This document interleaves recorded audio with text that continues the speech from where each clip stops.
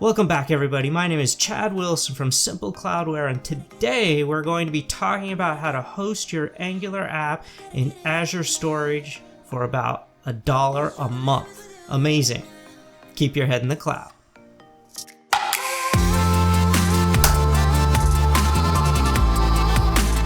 All right, let's get started. So we're going to create an Azure function project. So just select that out of the menu, click Next, name it as you'd like, and then it's going to be the HTTP trigger, and that's going to bring up our app. I usually build the apps when they first come up, make sure that brings down all of the packages. We have build success, so that's good. So the first thing we're going to do, of course, is create our folder structure. So we'll create the models folder, and we'll create the services folder.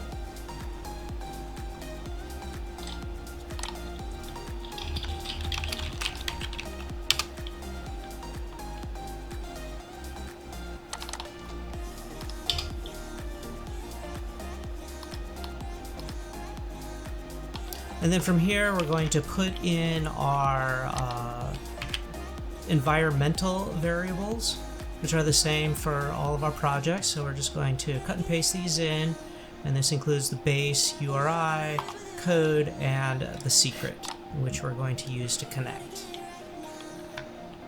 And we usually set up the models and the global variables first because they come up almost immediately. So let's get our models in here.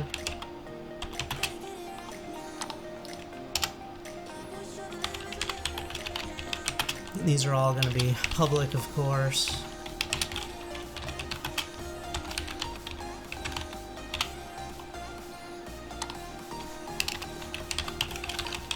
And I usually model these model the models on what the API is going to be returning.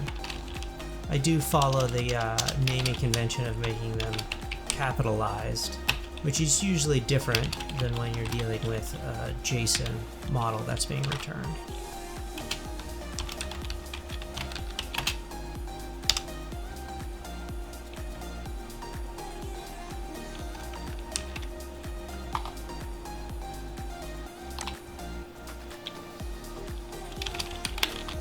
Alright, that looks good. Let's go on to the second model.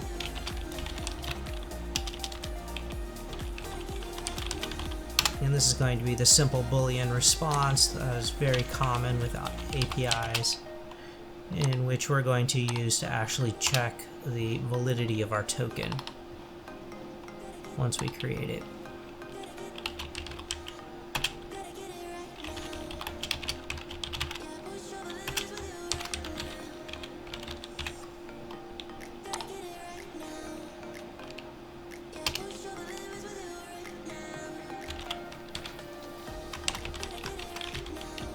And here's going to be an example where we use the JSON properties, which is going to auto map. And this can be used for naming convention differences, like the capitalization that's common in C# versus in the JSON. Or if they're completely different names, it will auto map using this JSON property, which is very useful.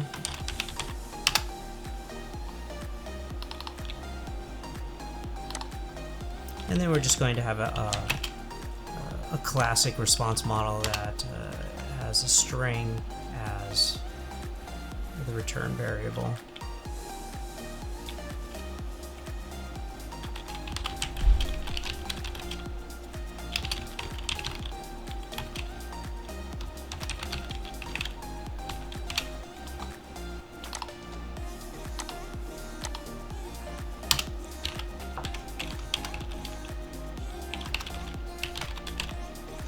And then we're also going to use a JSON property here just for the capitalization.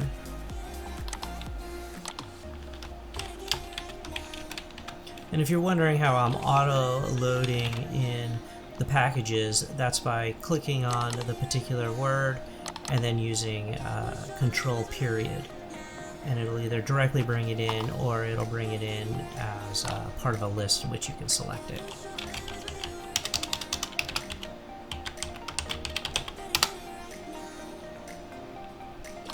Alright, and then our last one is our token model. This should get us set up to complete this project.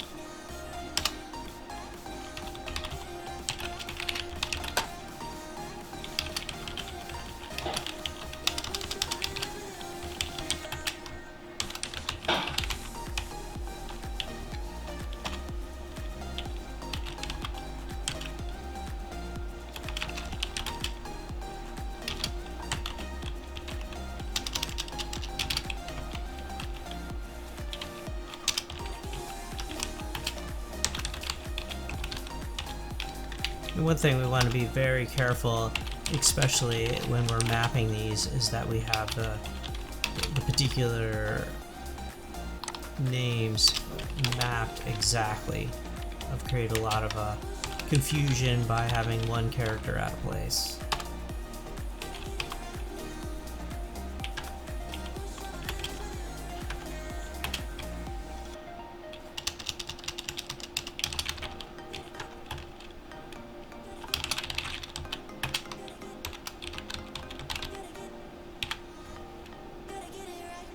And then the final one we're going to map to a date time.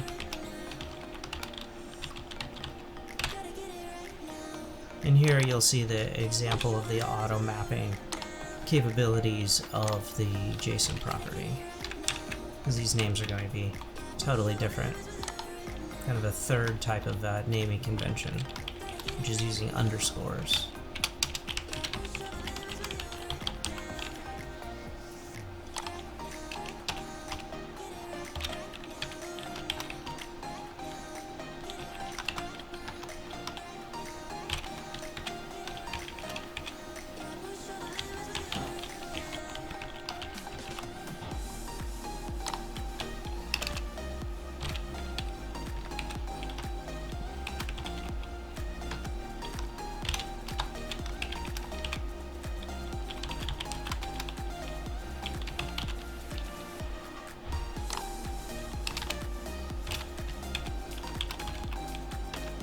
Alright, almost there.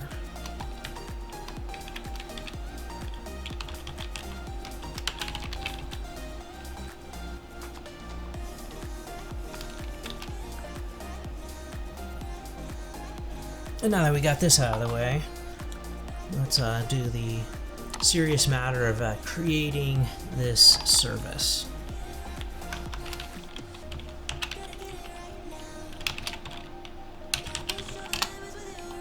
And we're actually going to just create the HTTP call and then give that the ability to pass in multiple parameters. I find that when you create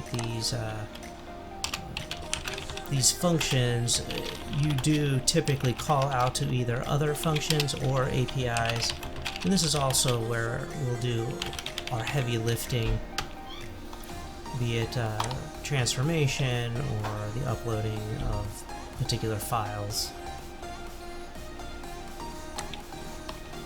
Let's just create ourselves an HTTP call. I have to make sure I get these in the actual public class.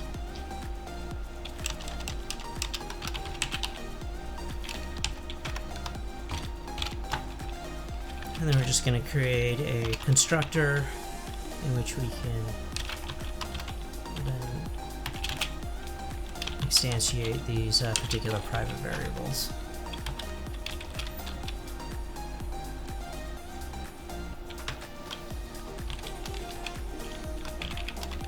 And we're just going to use the environment get environment variables to pull these out of the local settings.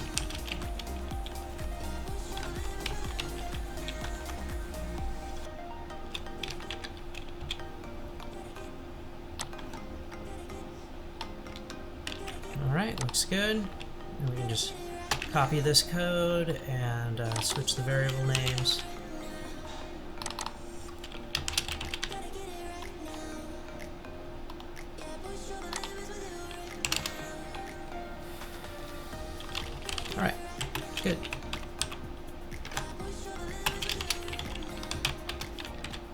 Now let's create our async task, and this is a great pattern that gives us the ability to await the response from an async call. So we want to wrap it in async, and then we also want to wrap it in task, which is a thread. All the heavy lifting is done behind the scenes. And then we're going to be mapping this particular call to the HTTP response model that we just created.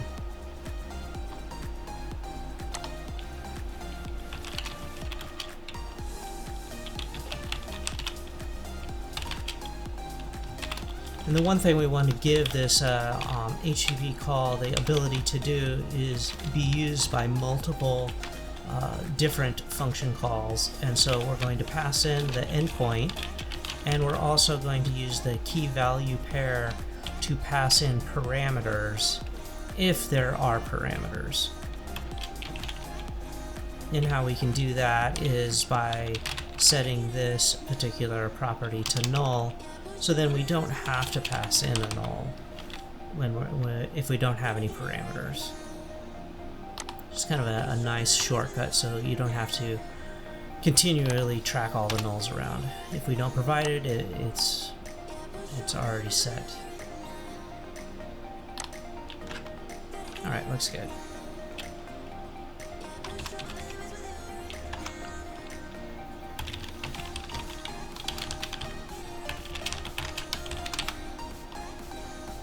Here's going to be our response model that we're going to return. And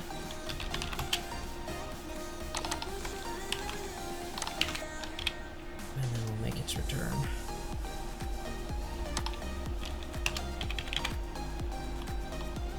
Okay, looks good. And then you can also include a description up here of the particular functions that we are making. This is really helpful for other people that are maintaining your software. And it's just a good coding practice to describe what the actual function is doing.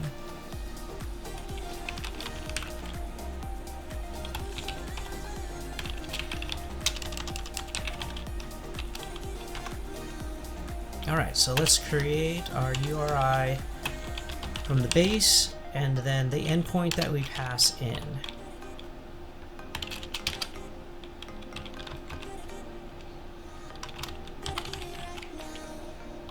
And then the next step will be to add the parameters.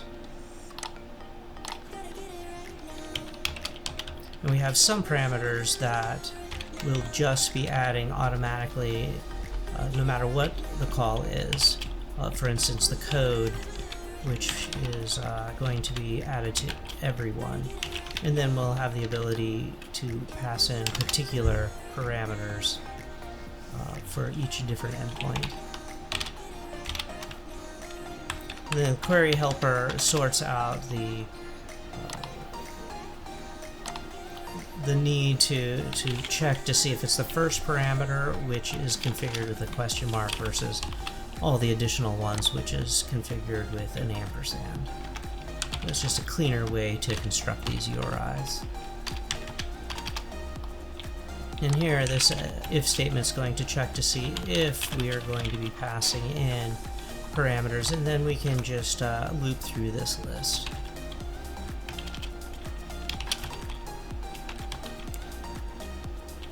This gives us a nice flexible way of making multiple calls without repeating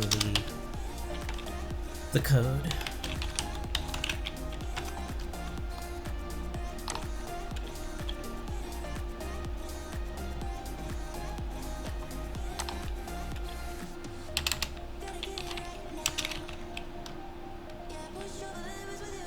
Spend a little more time up front on this call, and then we can use it for multiple different functions.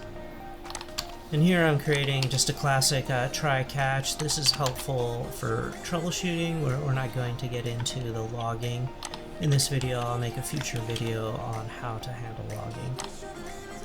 But when there's issues, it's really nice to be able to catch that issue right here in the code instead of it just dying and then you have it downline, you can actually look at it.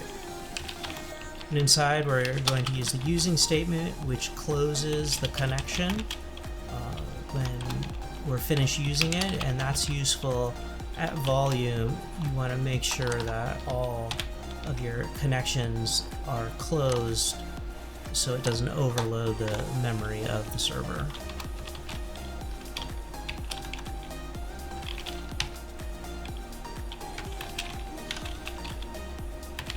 And then we're going to create our request.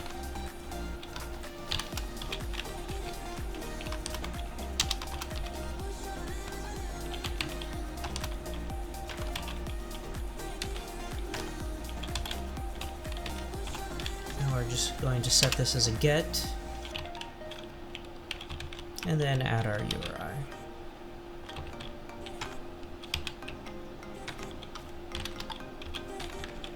And then we're only going to include one header on this, and that is actually the request content type.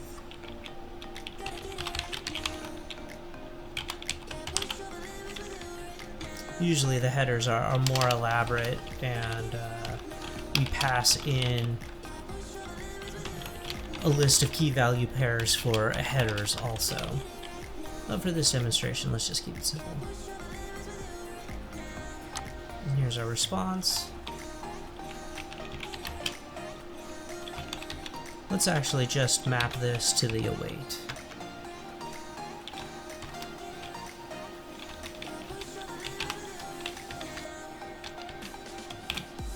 Alright, then we just pass in our request.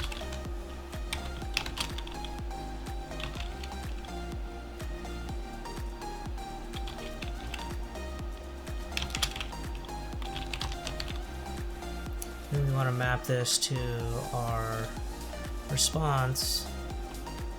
Let's see. Oh yeah, this is actually mapped to the response model. So that's why we're not seeing the appropriate parameter.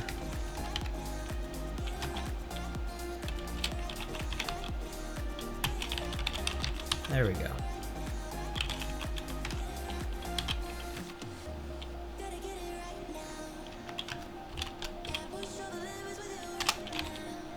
And in this particular response, since it's going to be used by multiple functions, we're going to do the deserialization on the function itself. So we're just going to grab the string and then grab the status.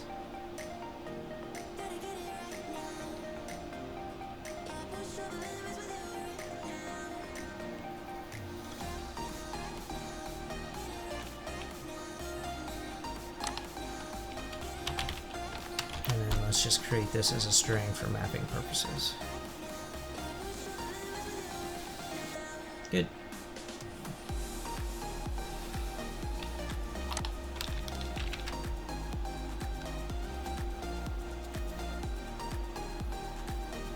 Alright, so I think we're all set. Let's build this. There aren't any errors, so let's continue on to the functions themselves.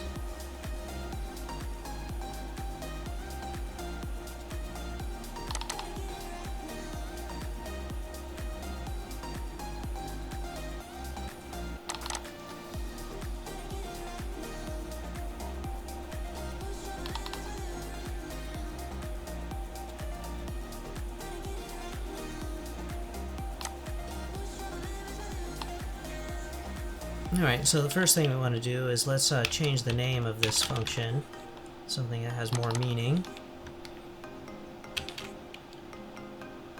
And we'll start with our API test, of course, and then we'll cut and paste this into the run. And then we'll leave the other variables alone at this point. And we can just comment out everything that's here. If we need to look at it later, we can.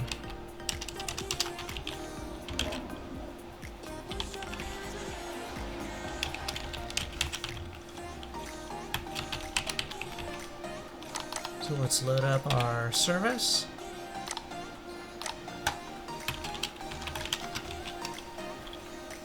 Once again, using the control period to bring it in. And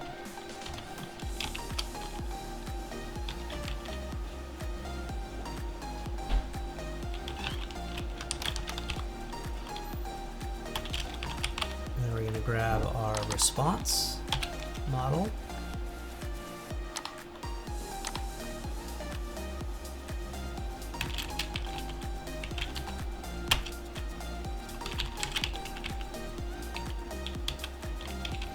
And here we're using our await pattern since we have async. Now we have await.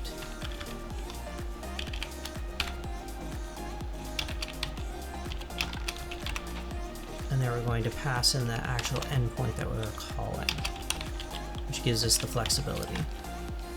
And note that we're not putting any parameters.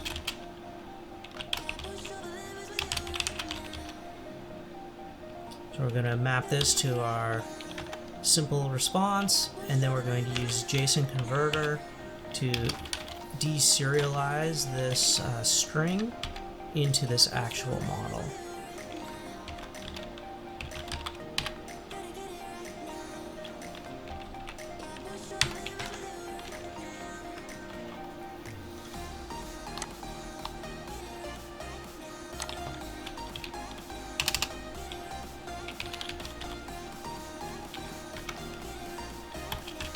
Alright, looks good. And then we can just return this. And we'll return it as an OK object result, which will actually convert this back into a string to display. Or to whoever's looking at it. We can just delete this. Alright, so now we have a nice and solid function. So let's give it a test.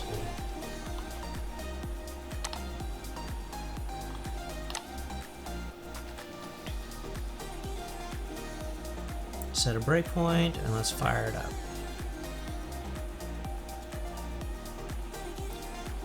So what you see here is our function core tools, and what this is doing is it's emulating the serverless environment on our local environment, so we can actually run these things locally.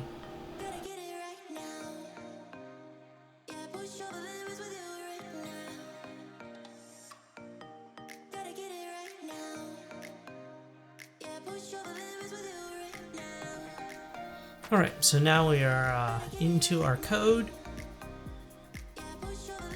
We can see that we've grabbed these variables out of the environmental variables, come into our call with our endpoint. And you see we skipped over the parameters, which we don't have any, and we made the call and got back OK. So we are now connected to the API. You can always push no on that alert.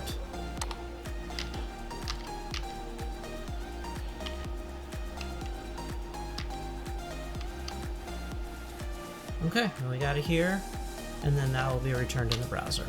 Perfect. So now we know we have the ability to connect to our API. So now let's get a little more advanced and use the function that we just created to actually get a token. And then after that, we're going to test the token.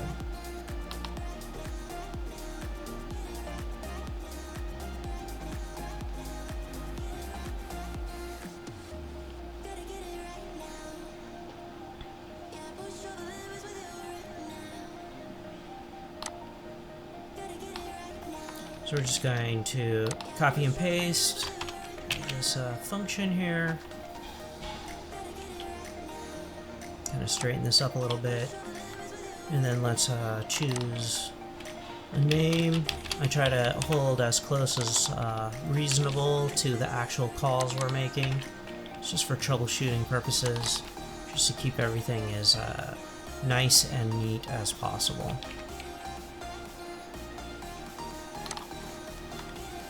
Differences in the strings always give me heartburn.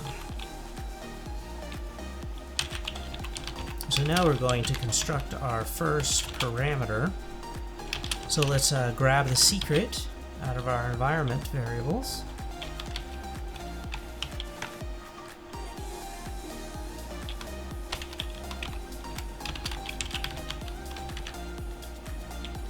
And you can get your own secret by clicking on the secret link below, and just follow that link, and it will email your own secret in which you can use to follow along.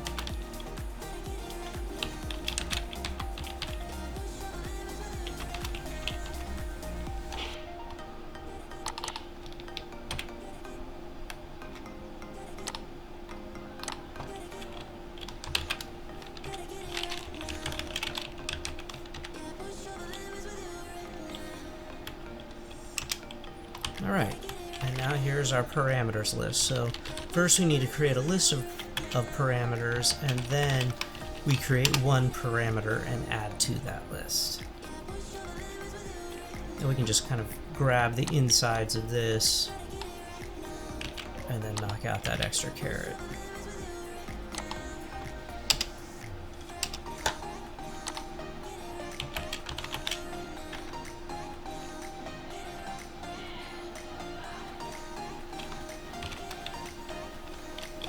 And for key value pairs, you can actually just create these in the parens.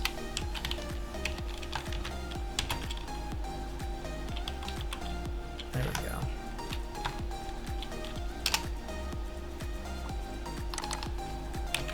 And don't forget to add the individual parameter to your list of parameters. It's a common mistake. And then we'll add our parameters.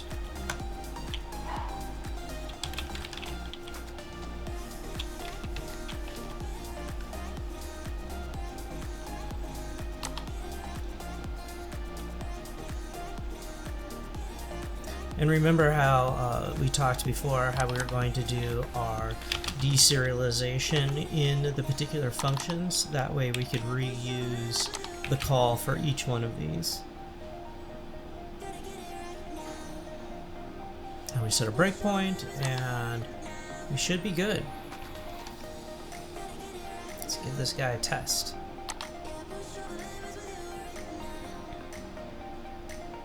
So bring up our emulator, and then you can copy paste this into a browser or Postman.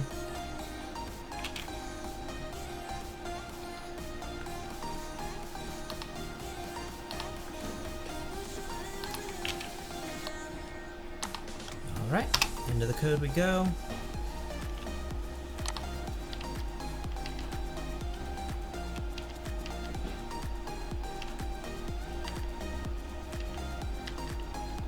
So here we're creating our first unique parameter.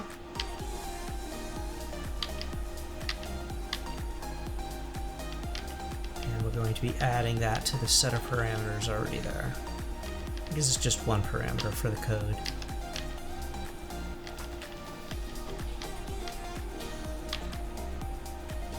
Okay, we successfully created our token, and now let's map that and then return it.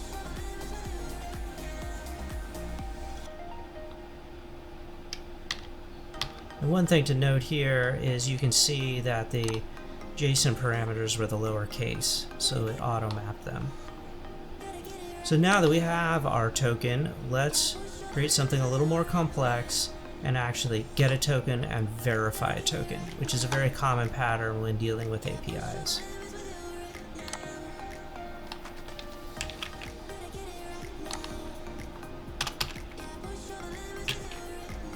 Many times you'll get the token and then you'll store it on the UI side and then pass that token into these function calls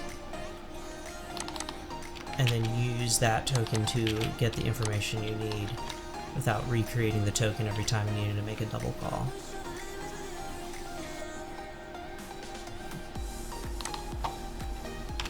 So what we're going to do is we're going to keep the token call, and then we're going to create the token test using our same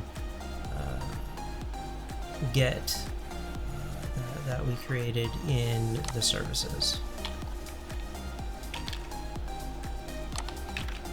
And we'll just rename this.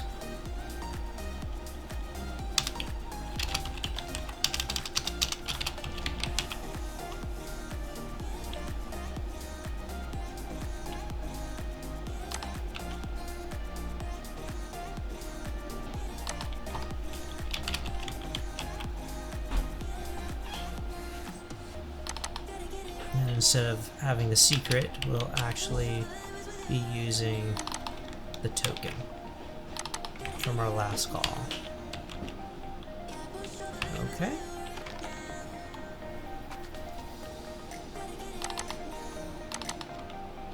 Make sure you update the actual parameters, and then let's get the HTTP call.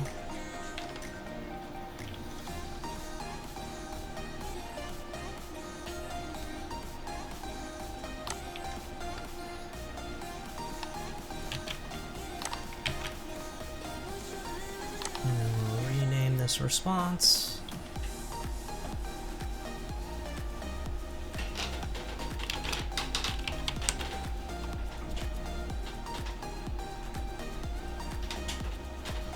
And once again, trying to match as close as possible on these strings. Pass in our token. And the last thing we need to do is actually deserialize the response. This is going to be a Boolean, checking to see if our token is valid.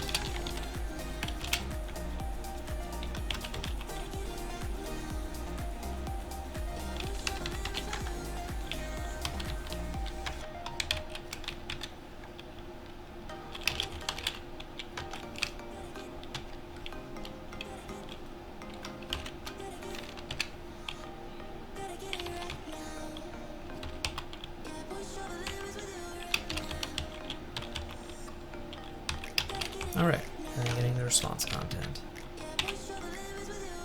And let's make sure that we get this response auth token is actually what we return. Perfect. So now we're seeing the power of the async await, where we can wait to get the token and then use that token in this instance to actually check to make sure that it's a valid token.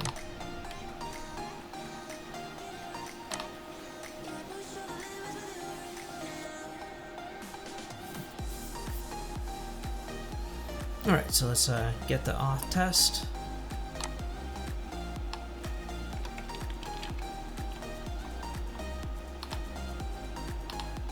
And try it out. Okay, and there we go. Let's trace through here.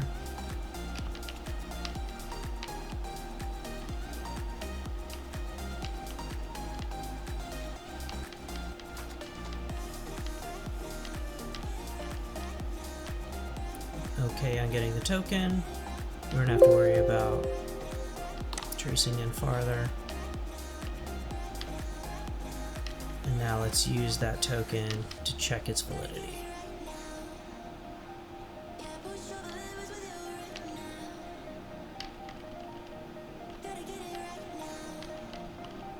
Alright, this looks good.